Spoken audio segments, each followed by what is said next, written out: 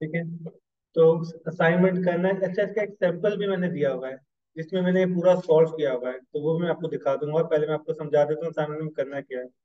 Assignment में दो चीजें हैं, एक प्रॉब्लम स्टेटमेंट की प्रैक्टिस करवाई जाएगी, दूसरा रिसर्च क्वेश्चंस की। देखते हैं सामने।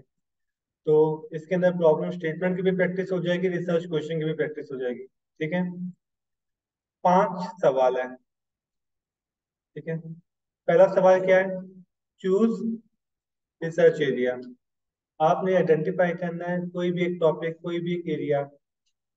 अच्छा, इसकी दो शर्तें हैं। पहली शर्त क्या है? Field of study. इसका मतलब ये है कि अगर आप इस्लामिक स्टडीज के स्टूडेंट हैं तो वो टॉपिक इस्लामिक स्टडीज का होना चाहिए। अगर आप बिजनेस एडमिनिस्ट्रेशन के स्टूडेंट हैं तो वो टॉपिक। अब ऐसा नहीं होना चाहिए कि आप बीआरएम पढ़ रहे हैं, बिजनेस रिसर्च मेथड पढ़ रहे हैं, और टॉपिक आप मुझे केमिस्ट्री का दे रहे हैं, टॉपिक आप मुझे बायो का दे रहे हैं। तो जिस फील्ड में आप हैं उसी फील्ड का टॉपिक होना चाहिए। डन। और एंड में एक और वर्ड लिखा है, 10 मिनट अबाउट। क्या मतलब?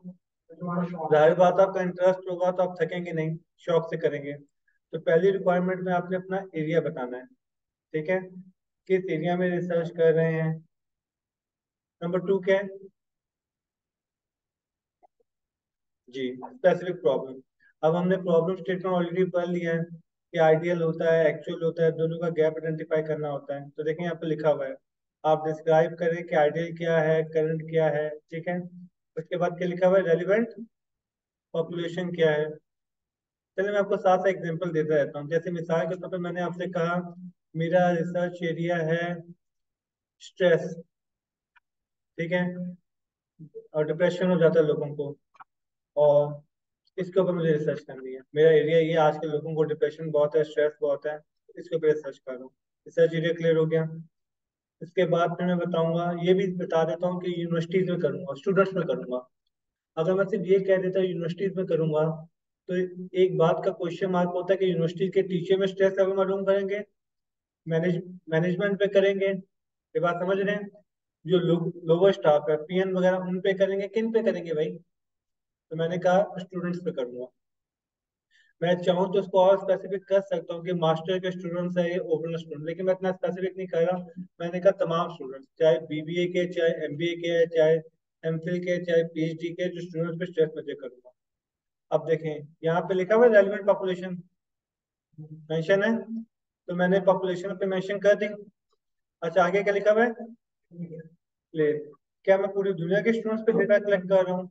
तो मैं मेंशन करूंगा ना कि कराची की बात कर रहा हूँ, प्राइवेट यूनिवर्सिटी की बात कर रहा हूँ, एक पर्टिकुलर यूनिवर्सिटी का नाम ले लूंगा, या फिर 3-4 यूनिवर्सिटीज का मेंशन कर दूंगा कि भाई क्या कौन। डन हो गया। आगे क्या लिखा है? कॉन्टेक्स्ट।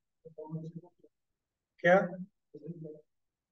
वही तो बता रहा हूँ, पॉपुलेशन का मतलब यही तो है, किन पे कर रहे हैं। तो यूनिवर्सिटी के स्टूडेंट्स पे कर रहा हूँ, यही तो पॉपुलेशन डिफाइन करना होती है। ठीक है। जैसे कोई आदमी कहेगा मैं बैंकर्स पे कर रहा हूँ, बैंकर्स पे मैं टेलर पे करूंगा, बीपी लेवल पे करूंगा, किस लेवल पे करूंगा। इसको कहते हैं पॉपुलेशन डिफाइन करना, कि किसके ऊपर रिसर्च है, प्रॉब्लम किससे रिलेटेड है। डन। हाउस वाइफ से रिलेटेड थी, बिजनेसमैन से रिलेटेड थी, मेरी प्रॉब्लम किससे रिलेटेड थी? यूनिवर्सिटी स्टूडेंट से रिलेटेड। मैं प्रॉब्लम। अच्छा, इस बात को इंश्योर करें कि वो फिजिबल हो। क्या मतलब? मैं ये भी कह सकता था कि मैं रिसर्च कर रहा हूँ कि हवा से बिजली कैसे बनेगी। अब इमेजिन करें मैं बिजनेस का स्टूडेंट हूँ, मेरे पास वो एक्सपर्टीज ही नहीं है कि मैं इन बातों का जवाब दे सकूँ। तो मैं इस तरह का टॉपिक बनाऊंगा, इस तरह की प्रॉब्लम बताऊंगा जिसके ऊपर मैं रिसर्च कंडक्ट कर सकूँ, जो फिजिबल भी हो। फिजिबल का मतलब क्या है? रिसर्चेबल हो, और एम्पेरिकल रिसर्च के थ्रू की भी जा सके। ये हमने शुरू में साइंटिफिक मेथड को डिस्कस कर लिया था कि साइंटिफिक मेथड क्या होता है। तो ऐसी रिसर्च जो साइंटिफिक मेथड के थ्रू टेस्ट भी की जा सके। तो सेकंड स्टेप पे आपने क्या करना समझ में आ गया? ठीक है। थर्ड स्टेप क्या है? जी, अब ये भी इंपॉर्टेंट पॉइंट है। इसमें मैं आपको सैंपल के तौर पे एक वर्ड का डॉक्यूमेंट शेयर कर दूंगा जिसमें बताया जाएगा ये प्रॉब्लम है और उसका लिखने का स्टाइल ये होना चाहिए। एक होता है एकेडमिक राइटिंग, ये प्रॉब्लम स्टेटमेंट को लिखना कैसे होता है। ये बात समझ में आ गई? उसमें मोटी मोटी बातें ये लिखी होती है, क्लियर हो, कंसाइज हो, स्पेसिफिक हो, फिजिबल हो, रेलिवेंट हो। ये हमने ऑलरेडी डिस्कस कर लिया है। फिजिबल और रेलिवेंट का मतलब क्या है, स्पेसिफिक का मतलब क्या है, हमने डिस्कस कर लिया। बच्चों की बात कर रहा हूँ, यूनिवर्सिटी के बच्चों की बात कर रहा हूँ, और क्लियर और कंसाइज का ताल्लुक है वर्डिंग के साथ। ठीक है। चौथा क्या है? Formulate research question. अब आपने प्रॉब्लम स्टेटमेंट बना दी तो इससे रिलेटेड आप रिसर्च क्वेश्चन बनाएंगे। ठीक है। अब दो एग्जांपल्स कर लेते हैं। एक क्लास में हमने एग्जांपल बैठी प्रॉब्लम की वेट की, कि मेरा आइडियल वेट है 70, एक्चुअल वेट है 90, कितने डिफरेंस है 20 का, तो प्रॉब्लम ये है कि वेट ज्यादा है। डन। अब रिसर्च क्वेश्चन में क्या आएगा? मैंने कहा मेरा पहला रिसर्च क्वेश्चन है कि मुझसे डाइटिंग नहीं होती, मेरी प्रॉब्लम, बिना डाइटिंग के वेट कम कैसे करें? क्लियर हो गया। दूसरा रिसर्च क्वेश्चन, मुझसे एक्सरसाइज भी नहीं होती, बिना जिम जाए वेट कम कैसे करें? ठीक है। तीसरा रिसर्च क्वेश्चन, 3 महीने के अंदर में वेट कम कैसे हो? चौथा रिसर्च क्वेश्चन, मुझे सिर्फ अपनी फैट परसेंटेज का वेट कम करना है, मसल वेट कम। ये तमाम रिसर्च क्वेश्चन प्रॉब्लम स्टेटमेंट से रिलेटेड है।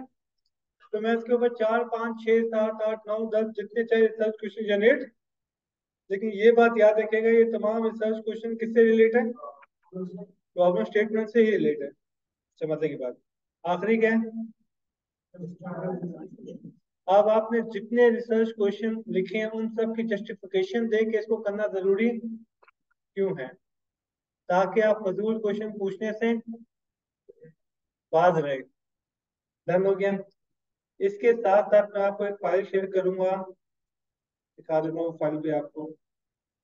उसके अंदर इसका सोल्यूशन है, एक सैंपल के तौर पे जो मैंने किया था। Student resource material, R M और यहाँ पे आ गया आपका असाइनमेंट्स, असाइनमेंट्स, असाइनमेंट सोल्यूशन। ये मैं आपको सैंपल के तौर पे दे दूंगा ताकि आपको अंदाजा हो जाए। ठीक है। अब ये देखिए, ये पूरा मैंने अपना क्या यूज कर रहे हैं, मैंने help problem for college student, अपनी प्रॉब्लम आइडेंटिफाई कर दी, फिर ग्राफ की, फिर मैंने 3 रिसर्च क्वेश्चन जनरेट किए और फिर नीचे तीनों की क्या दे दी, जस्टिफिकेशन दे दी। ठीक है। ये आप आराम से कर लीजिएगा। डन हो गया। इसके अंदर मैंने डिटेल डाली है कि क्या कोई काउंसलिंग सेशन होना चाहिए कैंपस के अंदर बच्चों से रिलेटेड। जैसे आपको पता है हमारे पास मेडिकल सेंटर तो होता है, किसी बच्चे को चोट लगे तो कौन कौन मेडिकल डिटेल देने के लिए। लेकिन क्या सिर्फ फ्लड के लिए इतना कुछ बना हुआ है? आप कहे तो अभी इतना करें, फायदा नहीं, टाइम वेस्ट होगा। ये मैं आपको शेयर कर दूंगा सैंपल के तौर पे। तो ये मैंने अज्यूम किया था कि मुझे असाइनमेंट मिलता तो मैं क्या कर सकता। ठीक है। तो ये असाइनमेंट समझ में आ गया।